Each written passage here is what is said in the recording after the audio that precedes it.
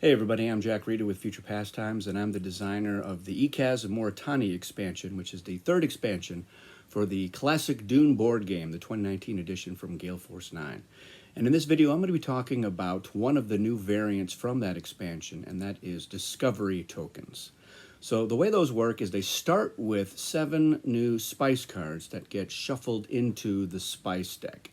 And 6 of those cards are territory cards, and they're going to have the location of a spice blow. And it's going to be one of the 6 spice blows on the board that are 6 spice in amount. But the other thing that those spice cards are going to have is the location for you to place a discovery token. And those locations are going to be parts of the map that see little to no action in a typical game. And that is one of the reasons why I designed the discovery tokens, was to give players a reason to go to locations like Meridian or Garakulan or Plastic Basin. The other is so that it can give players tactical advantages that they can accumulate as the game progresses. And then finally, it's to frankly give players something else to fight over besides strongholds and spice blows. So these discovery tokens come in 2 flavors. There are 4 high-reg tokens, and that is a Fremen desert encampment, and those will be placed in desert territories, one of 3 possible locations. And then the other 4 are smuggler tokens, and those are going to be placed in rock territories, one of 3 possible rock territories. So there's 4 of each type of token, but there's only 3 territories in the discovery cards of each type. So even if all 6 discovery spice cards are drawn, you're only ever going to place 3 of the 4 of that particular type of token. And they get placed face down on the map. They start face down, so you don't know what they are. You have to discover them. And the way it works is you go to that territory. Once one gets placed on the map in the Spice Blow and Nexus phase, you use your shipping and movement action to go to that territory. And if you are still in that territory when you get to the Spice Collection phase, you will get to look at that token and decide then and there if you want to reveal it. And if you do, it gets revealed. If you don't, it's just treated as if it were placed there in the next turn. And again, if somebody is there by themselves in the next Spice Collection phase, they'll get that chance to as well.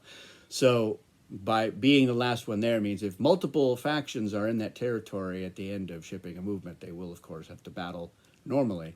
And then anybody with forces left over, there will only be one. So they're going to be the ones who get to see what that discovery token is. Most of these discovery tokens are going to be new locations that you can go to. And those locations will have stronghold rules in terms of you can ship directly to them at stronghold rates once they have been revealed. And they are protected from the storm, they're protected from worms. Let's talk about what these tokens are. So we're going to start with the high-reg tokens. Again, those are the ones that are going to be placed in desert territories. And all 4 of these tokens are locations. The way that these locations work is you're revealing them at the end of the game turn in the Spice Collection phase, but you don't occupy them immediately. And that is because one of them is a stronghold, and we don't want people to be like, oh, look, I won the game, and like, no. So we didn't want that to happen, but I didn't want to slow things down too much. So there's a special rule with the discovery tokens is that at the start of the next turn, before the storm is dialed or moved, if you are in a territory that has a discovery token, you can immediately occupy that token with some or all of your forces in that territory. But when you are shipping and moving, that token counts as a territory within a territory, very much like Habanya Siege or the Ixia Mobile Stronghold. So moving into those tokens after they've been revealed in the shipping and movement phase is going to involve moving into the territory where it's in. So for instance, Garakulan or Plastic Basin, and then using another movement to get into the token itself. So typically you're going to need to have ornithopters. Fremen will have an easier time getting in there. The shrine, once you occupy the shrine, it allows you to play a Truth Trance card as if it were a Karama card, or vice versa. So if you have a Karama card, you can say, I'm using this as a Truth Trance because I'm occupying the shrine, and proceed from there. So you go from having 2 of each type to potentially 4 of either type in the deck. The second one is called the Cistern, and the Cistern is a spice income. So if you occupy the Cistern, then during the spice collection phase, you're going to get 2 spice from the bank. So you have access to great quantities of water, which you're selling on the market for spice. So that's how that one works.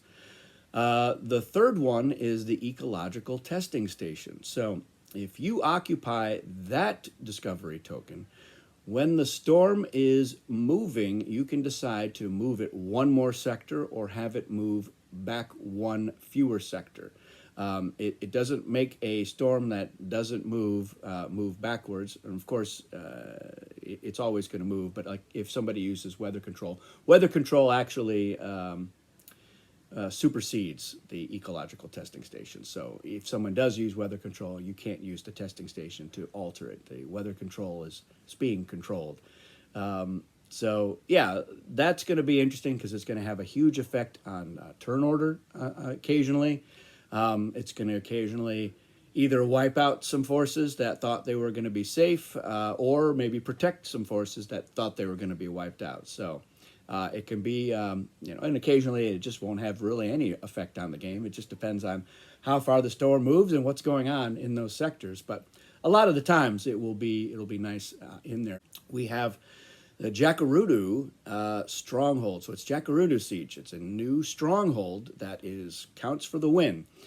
And that's going to show up. And it has its own innate little ability. So if you are in a battle in Jacurutu, at the end of that battle, and it doesn't matter who was controlling it before, it's just an innate ability for whoever wins a battle in Jacurutu, they are going to get spice for each undialed force that the losing side had in the battle. So the people of Jacurutu have a reputation for water stealing, so they're going to render some of those forces down for their water, and and you'll get that income right there, and that's in basic or in advanced. So Jacurutu Siege always has that ability.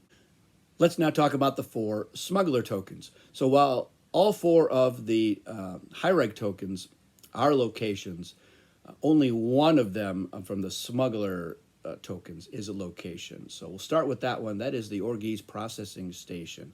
And that's something from it's something we got out of the latest trilogy of books from Brian and Kevin.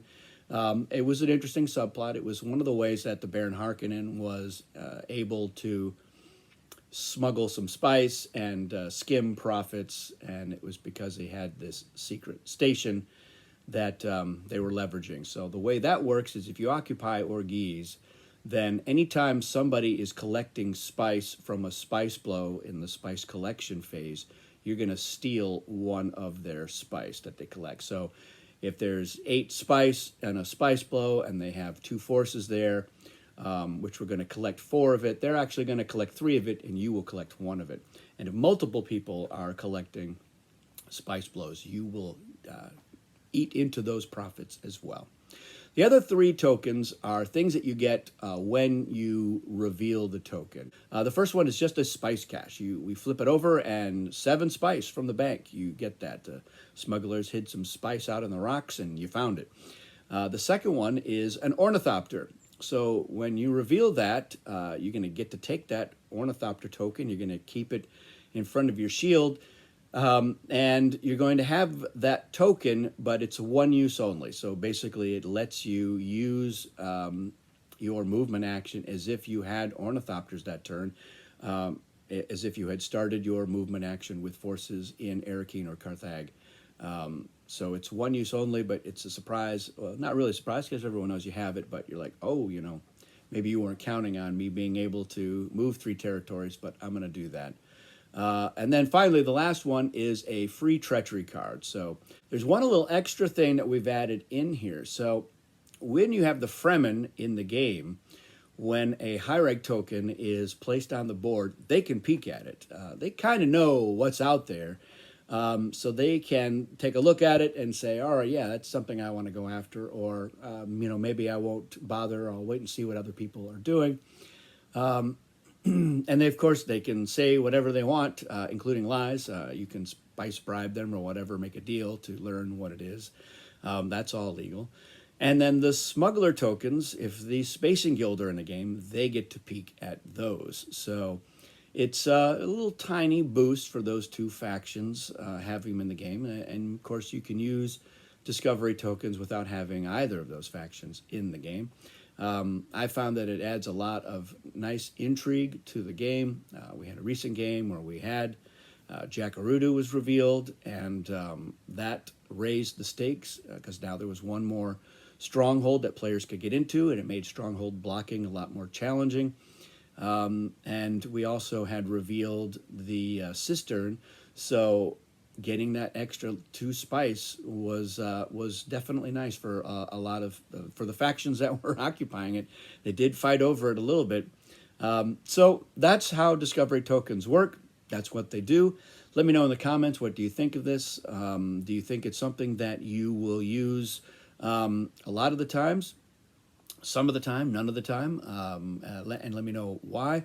I expect that I will be using it just about all the time because, again, this is another variant that I think has it's a pretty low impact. There's not a lot of extra processing in your brain. You don't have to mentat things so much, and they're very prescribed in how they can be used and leveraged. So I guess you do have to remember you're holding a truth trance card while you occupy the shrine. But again, I think most players can handle that level of complexity. So they're pretty simple. There's already some variants that I know that the playtesters and I have been using. One is that sometimes we just start the game with some of them in play. Sometimes it's face down, sometimes it's face up. We're just like, go ahead, let's put Jackarudu out there. It's in the game. Another variant is where we replace the 6 spice blows that in the base game deck with the new ones, so you have the same number in there. I actually prefer to have the extra ones in there.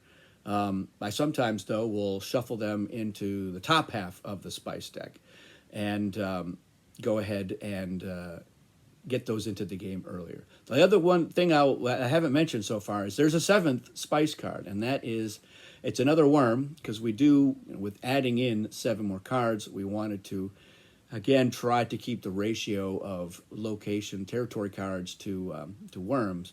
But this is a special one. It's called the Great Maker.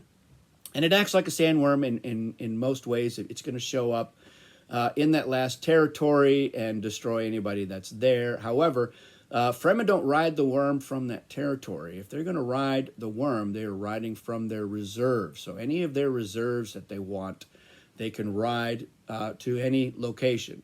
The other thing is that a nexus doesn't automatically occur.